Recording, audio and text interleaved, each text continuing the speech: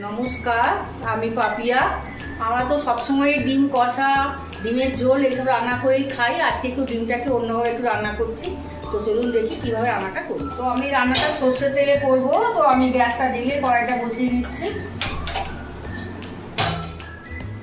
কড়াইয়ে তেলটা গরম হতে দিয়ে দেবো। আমি একটা বড় সাইজের আলু ছাল ছাড়িয়ে লম্বা লম্বা করে কেটে রেখেছি, আর একটা টমেটো নিয়ে নিয়েছি, সাইজের পেঁয়াজ, আর 1/2 ইঞ্চি আদা, 4টে রসুন কোয়া, আর কাঁচা লঙ্কা 4টে আমি বেটে নিয়েছি। আর আমি এখানে 2টো ডিম নিয়েছি, 2 চামচ টক দই নিয়ে নিয়েছি।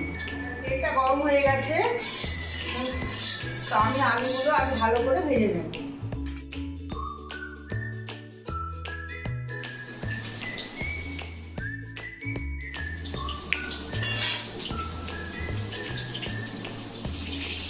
অল্প একটু নুন দিয়ে দিলাম, দিয়ে আলুগুলো আমি লাল করে ভেজে নেব।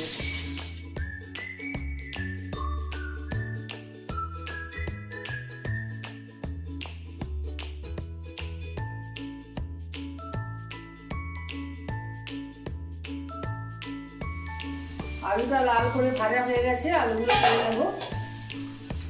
2টো তেজপাতা,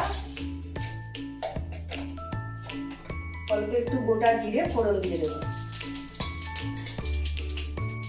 গ্যাসটা কমিয়ে নেব, নিয়ে আমি মশলাগুলো এক এক করে ভেজে নেবো। প্রথমে পেঁয়াজটা দিয়ে আমি ভেজে নেব।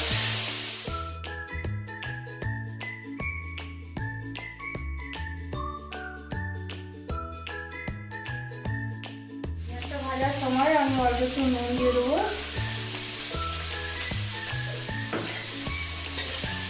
আলু ভাজা যেহেতু নুন দিয়েছি, একটু কম করে নুনটা দিলাম, পরে দেখে নেব।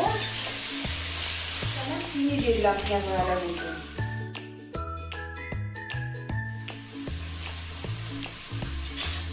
এবার আদা, রসুন আর কাঁচা লঙ্কা বাটাটা দিয়ে দেবো।